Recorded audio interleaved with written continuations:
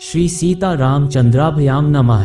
स्वागत है आप सभी का हिंदू ग्रंथावली ऑडियो बुक चैनल में।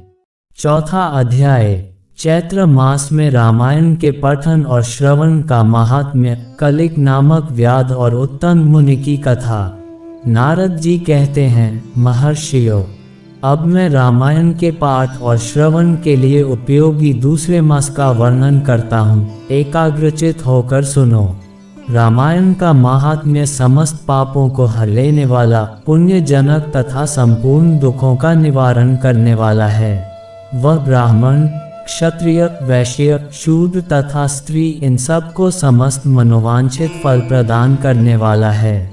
उससे सब प्रकार के व्रतों का फल भी प्राप्त होता है। वह दुष्स्वप्न का नाशक, धन की प्राप्ति कराने वाला तथा भोग और मोक्ष रूप फल देने वाला है। अतः उसे प्रयत्नपूर्वक सुनना चाहिए। इसी विषय में विज्ञ पुरुष एक प्राचीन इतिहास का उदाहरण देते हैं। वह इतिहास अपने पाठकों और श्रोताओं के समस्त पापों का नाश करने वाला है। प्राचीन कलियुग में एक कलिक नाम वाला व्याध रहता था। वह सदा पराई स्त्री और अपराय धन के अपहरण में ही लगा रहता था। दूसरों की निंदा करना उसका नित्य का काम था। वह सदा सभी जंतुओं को पीड़ा दिया करता था। उसने कितने ही ब्राह्मणों तथा सैकड़ों, हजारों गौओं की हत्या कर डाली थी। पराये धन का तो वह नित्य अपहरण करत ही था, देवता के धन को भी हड़प लेता था। उसने अपने जीवन में अनेक बड़े बड़े पाप किए थे। उसके पापों की गणना करोड़ों वर्षों में भी नहीं की जा सकती थी। एक समय वह महापापी व्याध, जो जीव जंतुओं के लिए यमराज के समान भयंकर था, सौवीर नगर में गया। वह नगर सब प्रकार के वैभव से संपन्न, वस्त्राभूषणों से विभूषित, युवतियों द्वारा सुशोभित, स्वच्छ जल वाले सरोवरों से अलंकृत तथा भांति भांति की दुकानों से सुसज्जित था। देवनगर के समान उसकी शोभा हो रही थी। व्याध उस नगर में गया। सौवीर नगर के उपवन में भगवान केशव का बड़ा सुंदर मंदिर था, जो सोने के अनेकानेक कलशों से ढका हुआ था। उसे देखकर व्याध को बड़ी प्रसन्नता हुई। उसने ये निश्चय कर लिया कि मैं यहाँ से बहुत सा सुवर्ण चुरा कर ले चलूँगा। ऐसा निश्चय करके वह चोरी पर लट्टू रहने वाला व्याध श्री राम के मंदिर में गया। वहाँ उसने शांत, तत्वार्थवेता और भगवान की आराधना में तत्पर उत्तम मुनि का दर्शन किया, जो तपस्या की निधि थे। वे अकेले ही रहते थे। उनके हृदय में सबके प्रति दया भरी थी। वे सब ओर से निस्पृह थे।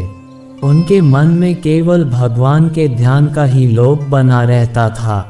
उन्हें वहाँ उपस्थित देख व्याध ने उनको चोरी में विघ्न डालने वाला समझा।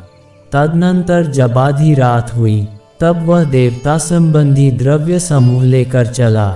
उस मदोन्मत्त व्याध ने उत्तम मुनि की छाती को अपने एक पैर से दबाकर हाथ से उनका गला पकड़ लिया और तलवार उठाकर उन्हें मार डालने का उपक्रम किया।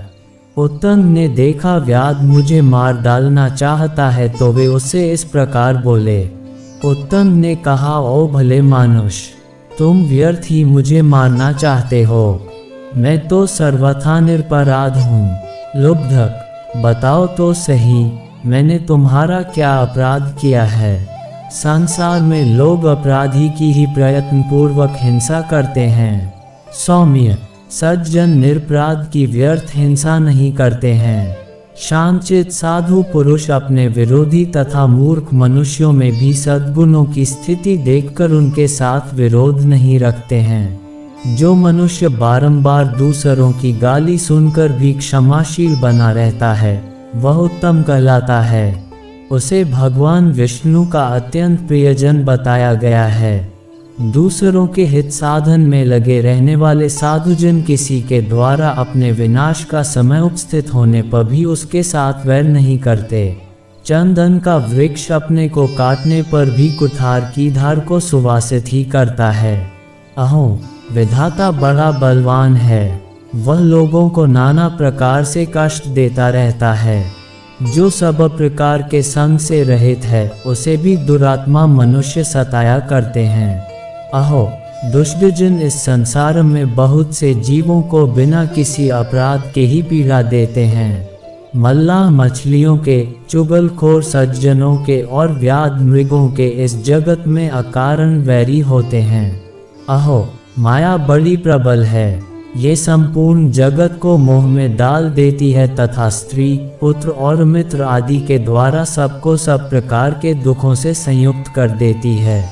मनुष्य पराये धन का अपहरण करके जो अपनी स्त्री आदि का पोषण करता है वह किस काम का, क्योंकि अंत में उन सब को छोड़कर वह अकेला ही परलोक की राह लेता है। मेरी माता, मेरे पिता, मेरी पत्नी, मेरे पुत्र तथा मेरा ये घर बार, इस प्रकार ममता व्यर्थ ही प्राणियों को कष्ट देती रहती है। मनुष्य जब तक कमा कर धन देता है तभी तक लोग उसके भाई बंधु बने रहते हैं और उसके कमाए हुए धन को सारे बंधु बांधव सदा भोगते रहते हैं, किंतु मूर्ख मनुष्य अपने किए हुए पाप के फलस्वरूप दुख को अकेला ही भोगता है। उत्तंग मुनि जब इस प्रकार कह रहे थे तब उनकी बातों पर विचार करके कलिक नाम का व्याध भय से व्याकुल हो उठा और हाथ जोड़कर बारंबार कहने लगा, प्रभो मेरे अपराध को क्षमा कीजिए। उन महात्मा के संग के प्रभाव से तथा भगवान का सानिध्य मिल जाने से उस लुब्धक के सारे पाप नष्ट हो गए तथा उसके मन में निश्चय ही बड़ा पश्चाताप होने लगा। वह बोला, विप्रवर मैंने जीवन में बहुत से बड़े बड़े पाप किए हैं किंतु वे सब आपके दर्शन मात्र से नष्ट हो गए। प्रभो मेरी बुद्धि सदा पाप में ही डूबी रहती थी, मैंने निरंतर बड़े बड़े पापों का ही आचरण किया है, उनसे मेरा उद्धार किस प्रकार होगा, मैं किसकी शरण में जाऊं? पूर्व जन्म के किए हुए पापों के फल से मुझे व्याध होना पड़ा है, यहाँ भी मैंने पापों के ही जाल बटोरे हैं, ये पाप करके मैं किस गति को प्राप्त होऊंगा? महामना कलिक की यह बात सुनकर ब्रह्मर्षि उत्तंग इस प्रकार बोले। उत्तंग ने कहा, महामते व्याध तुम धन्य हो, तुम्हारी बुद्धि बड़ी निर्मल और उज्ज्वल है, क्योंकि तुम संसार संबंधी दुखों के नाश का उपाय जानना चाहते हो। चैत्र मास के शुक्ल पक्ष में तुम्हें भक्ति भाव से आदर पूर्वक रामायण की नवाह कथा सुननी चाहिए। उसके श्रवण मात्र से मनुष्य समस्त पापों से छुटकारा पा जाता है। उस समय कलिक व्याध के सारे पाप नष्ट हो गए।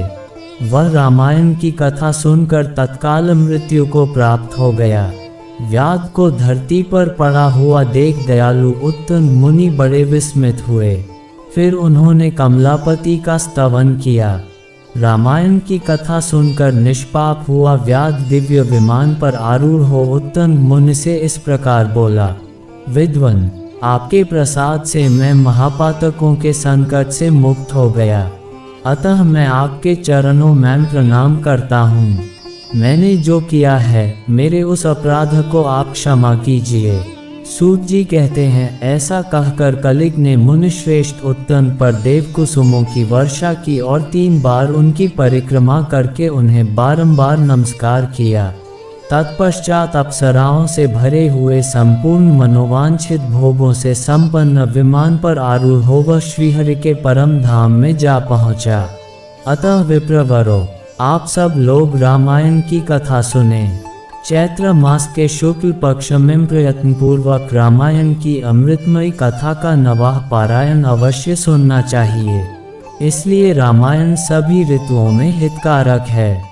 इसके द्वारा भगवान की पूजा करने वाला पुरुष मन से जो चाहता है उसे निसंदेह प्राप्त कर लेता है। सनत कुमार, तुमने जो रामायण का महात्म्य पूछा था वह सब मैंने बता दिया, अब और क्या सुनना चाहते हो?